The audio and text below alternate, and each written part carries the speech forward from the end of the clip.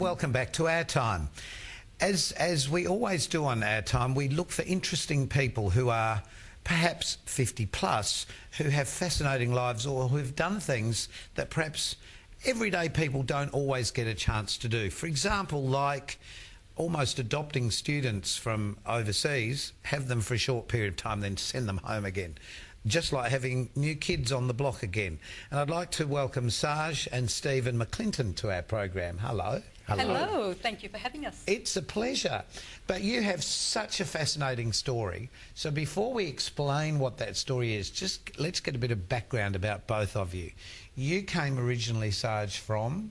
I'm originally from Kuala Lumpur, Malaysia, and Stephen is from the Channel Islands. But from KL, let's talk about you first.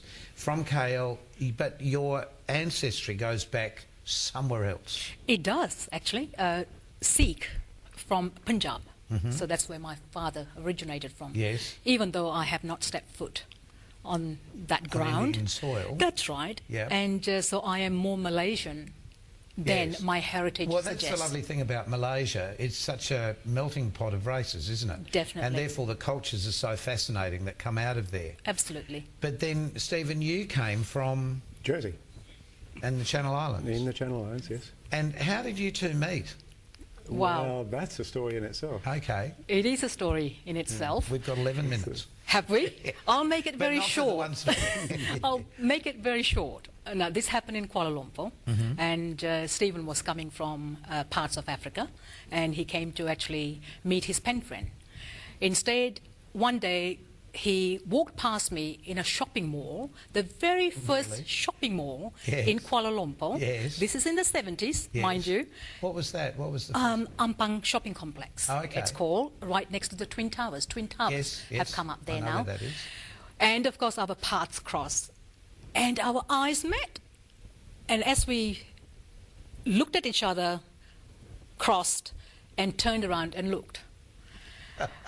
And Stephen says, well, that was Love love. is in the air. Yes, love at first sight. So we met on Friday and he asked me to marry him the following Monday. That's how short. Keen.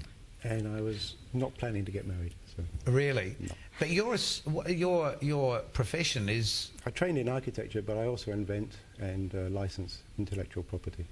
So absolutely fascinating that you should be in that position in the world. It's amazing, isn't it, really? We really can't answer it how, you know, that took place, but Yeah, it what did. a lovely story. 34 years later now. And here we are. And how did you end up then in Adelaide? Oh, goodness, that's another story, isn't it? Well, we got married in the Channel Islands. Right. This is in the 70s. And our first son was born in Borneo, so we've been living in Borneo as well. And as he was, you know, growing older, like 2 years old, mind you, a bright spark, even at that age. And we thought, hang on, we need a bigger country to live in. Right, You know. okay. So Australia was it? It's a slightly bigger island than Jersey. It is a slightly bigger island, yes, you're quite right. But you've had such interesting lives because you've really travelled all over the world. And I guess that's what's developed your interest in bringing students here to your home, where, what's the proper title for parents who basically bring students and look after them? Homestay parents Right, and homestay students. right. So these are the students who come from internationally. Yes. Like it could be anywhere, you know, in And the world. they need really a home to come to. Home that will away give from them- home. right. That Definitely. will also introduce them to the culture, Definitely. or our culture, Yes. and at the same time be understanding enough to understand what their culture is and the differences between the two. Absolutely. So that they feel completely at Absolutely. home. Look, you have such an interesting backstory. I'd really Thank like you. to talk to you more about Shanghai. And you were in Shanghai because They asked me to design some stuff. some stuff like Well, not just architecture, but future cities. So future cities. They're And how planning- incredible is that? they're planning ahead. I think that's just wonderful. What a fascinating life. So you've got this intellectual life. You've got your background. What were you doing while he was designing cities? Cooking. cooking. I love cooking. My passion is for cooking. Okay. Cooking for others. Right. You know? And cooking for others means that when people come now and live in your home, Yes. you need to have a better understanding of what food they would like to eat. Absolutely. Yes. Because not everybody necessarily likes a roast and 3 veg, as we're so familiar with in this Spot on.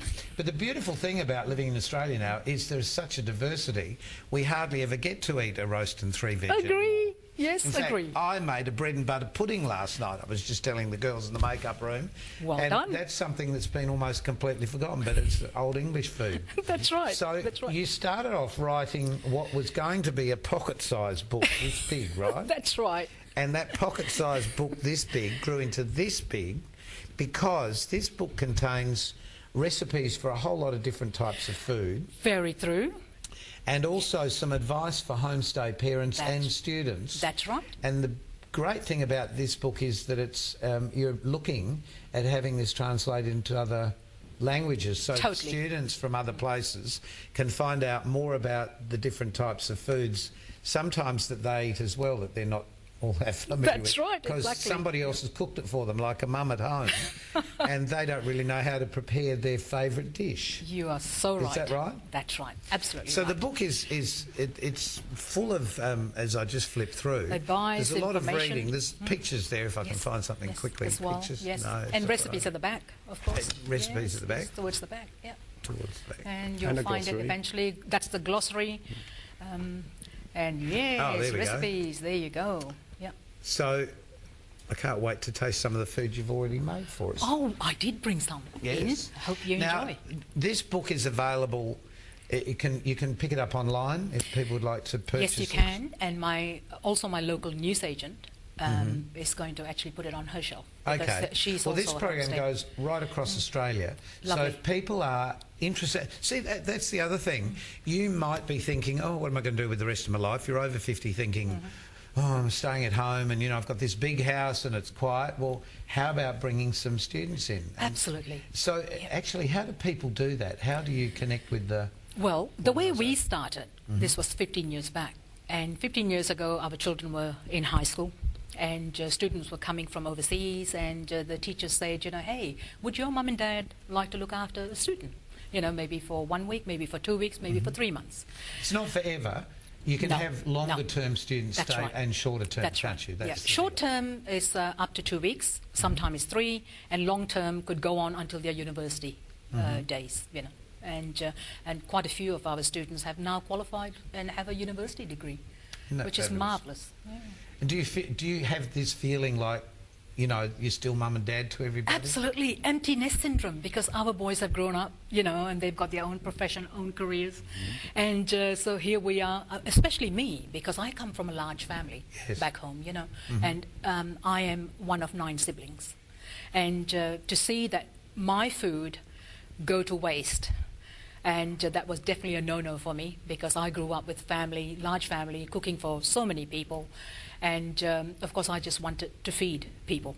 And this was the best way that I We I were could do talking it. before about food, particularly in Asia. If you clean up your plate, suddenly a whole lot more food arrives. So the book is also full of cultural anecdotes. Is that the best way to Absolutely. describe it, do you think? Is that how you've looked at these Yes. things? Suggestions and advice, we would say. I like that. Yeah. Suggestions and Yep. advice. Yep. Good way to put it. So, there's a lovely shot of a group of boys Yes. who are at the beach that we've Yes. got here. And they're making sandcastles for the first time Oh, because for the first they've time. never been to the beach before. That's right. They've never been to the beach before, and that's a melting pot of cultures as well. You've got 3 cultures there. There's amazing, isn't it? Chinese, there's Malaysian, and there's Japanese. And to have them all together and to have them, build a sandcastle for the very first time is so heartwarming. Isn't that wonderful? Absolutely But wonderful. there's also, we've got a lot of other shots of people that Yes, we do. you've brought out, or that have stayed with That's you right. and That's that right. have spent and learnt Yes. culturally more. Oh, that's Eugene. That's my friend Eugene. And in Shanghai, of course, I had no clue about the language, no clue about the people. And here I am, stuck in an apartment at 23rd floor and thinking to myself, how am I going to get a life outside this apartment? Yep. To do that I need to be able to speak their language. Yes. How am I going to do that? And this was wonderful. I walked into a supermarket and looking for a baby product, you know, and you'll read in the book why I was looking for that. And anyway, and I happened to see this lady who greeted me saying hello. Just that word hello, and not in Chinese, ni hao. Instead, hello. And that was enough. What for did me you speak in Malaysia? In Malaysia, about 5 different languages. Yes. Yes, very few Amazing, different languages. And of course, they don't speak Cantonese. Of course, in Shanghai, of course, you speak Mandarin, and Yes. that's totally different from That's quite Cantonese. different, yes. And of course, Eugene spoke Mandarin. And then for her to say hello, and for me to say, oh my goodness, you speak English. She said, oh, 一点点. Stephen, Meaning little. did you have issues with language as well? Well, I'd been to China before, and I'd started to learn the language, but when Sarj sent me off in reverse. She sent me as a person to go and stay with another Chinese family, a bit like a homestay student. Yep. So I had to brush up on my Mandarin, and my sons were so kind, they bought a Mandarin phrase book for me to read. So I read it on the plane on the way to Shanghai, and I read it every day, morning, noon and night in Shanghai, and I practiced it with the family, so yes. I love it. So if anyone wants to get hold of this book, Yes. You can get this online, and we've got the address, and we'll give you some more information on Facebook as to how you can find out more about this. Look, thank you so much. It's been just wonderful talking to you both. Thank you for having us. It's been a pleasure. Pleasure. Thank you.